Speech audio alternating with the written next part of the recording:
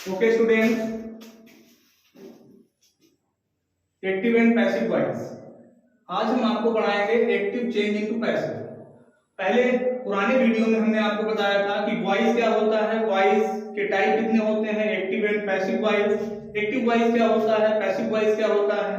हमने सब्जेक्ट बताए थे, एक एक्टिव सक्रिय सब्जेक्ट होता है, एक पैसिव निष्क्रिय सब्जेक्ट होता है। आज हम आपको बताएंगे active change into passive, active से बात को पैसिव कैसे बनाना है। तो यहाँ पर हमने एक लिस्ट दी है, ये हेल्पिंग वर्ब्स की लिस्ट है। अगर कहीं एक्टिव वाक्य में ये हेल्पिंग वर्ब्स आपको मिल जाती हैं तो पैसिव बनाते समय हमें इन हेल्पिंग वर्ब्स में इसे चेंज कर देना है। तो देखिए, डू या डज को हम सदैव इज आर टाइम में चेंज करते हैं according to subject, new subject. Is are am को हम is being, are being, am being में चेंज करते हैं अकॉर्डिंग टू न्यू सब्जेक्ट। जो न्यू सब्जेक्ट हम बोल रहे हैं वो किस लिए बोल रहे हैं, कि जब एक सेंटेंस आपको एग्जांपल में हम समझाएंगे समझ में आएगा। उसके बाद हैज, हैव को हम हैज बीन और हैव बीन में चेंज करते हैं। डिड को वाज या वर्ब में चेंज कर दिया जाता है। अगर कहीं एक्टिव वाक्य में डिड लगा हुआ है तो उसको वाज या वर्ब में चेंज कर देते हैं।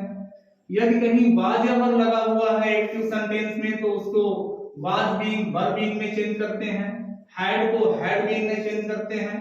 विल और शैल को विल बी और शैल बी में चेंज करते हैं। विल हैव और शैल हैव को विल हैव बीन और शैल हैव बीन में चेंज करते हैं।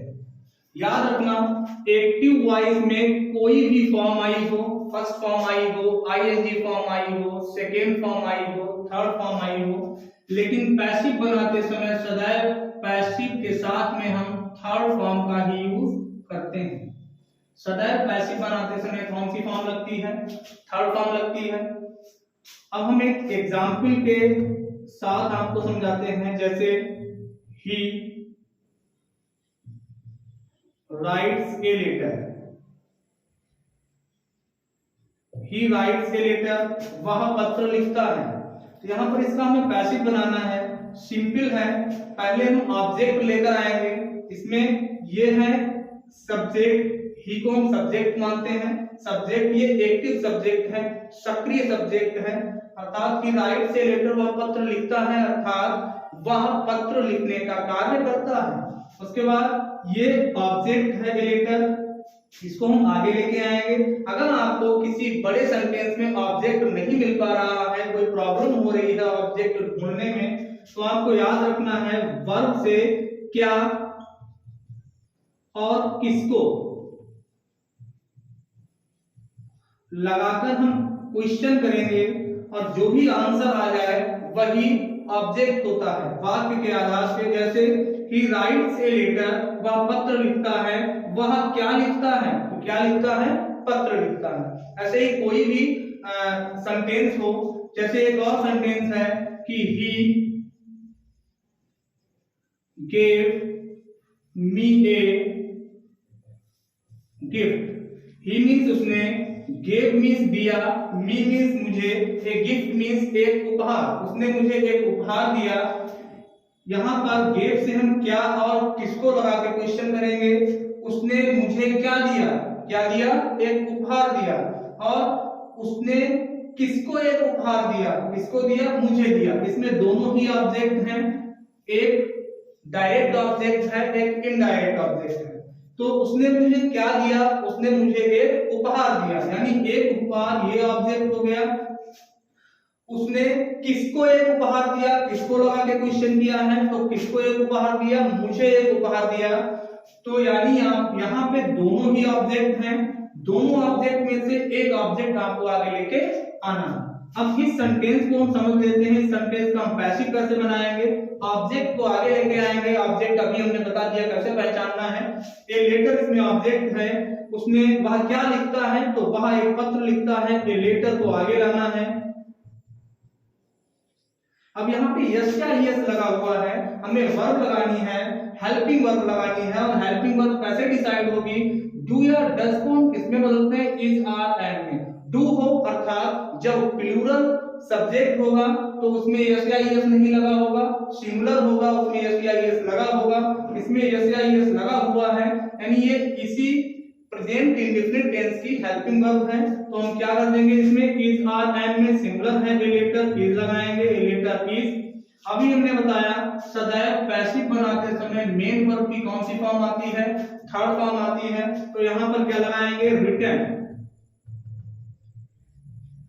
ए लेटर इज रिटन। उसके बाद बाई, और बाई के बाद क्या आएगा, ही को हम क्या कर देंगे, हिम।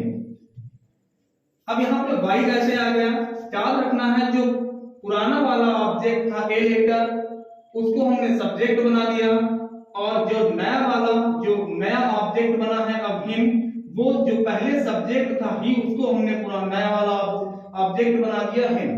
तो सब्जेक्ट को ऑब्जेक्ट बनाना है, ऑब्जेक्ट को सब्जेक्ट बनाना है, हेल्पिंग वर्ब का यूज करना है टेंस के हिसाब से। अगर कहीं इज आर एम दिया गया है तो is being, are being, am being कर देना है, हैज हैव दिया है, हैज बीन, हैव बीन कर देना है। उसके बाद जो नया वाला आपका ऑब्जेक्ट आएगा उससे जस्ट पहले हमें बाई लगा देनी है। इस सेंटेंस को समझ लेते हैं कि गिव मी ए गिफ्ट, इसमें ऑब्जेक्ट दो हैं, दोनों में से किसी एक ऑब्जेक्ट को आपको आगे लेके आना है। तो पहले हम मी को आगे लेके आते हैं, मी आगे आएगा, सब्जेक्ट बनेगा, तो क्या बनेगा, आई, और आई के बाद में अब लगेगी हेल्पिंग वर्ब, क्योंकि सब्जेक्ट सदैव वर्ब मांगता है, हेल्पिंग वर्ब या वर्ब। तो ये गेव दिया गया है, गेव ये डिड लगा है, और डिड सेकेंड फॉर्म है डू की, तो हम समझ लेते हैं जब यहाँ पे सेकेंड फॉर्म डू की है तो यहाँ गिव की गेव सेकेंड फॉर्म है, एक ही बात है। तो यहाँ पर इसको किसमें बदल दिया गया, वाज या वर में। यहाँ पे क्या लगाएंगे, आई के साथ, आई वाज। अब हेल्पिंग वर्ब के बाद आएगी मेन वर्ब की थर्ड फॉर्म। मेन वर्ब क्या है इसमें, गेव यानी गिवन, आई वाज गिवन। उसके बाद गेव के बाद में मी को हमने हटा के आगे लगा दिया, आई कर दिया, तो गेव के बाद क्या बचा, ए गिफ्ट।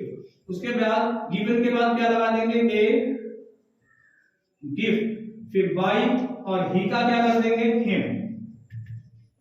सेंटेंस कंप्लीट हो गया। एक सेंटेंस और देखते हैं,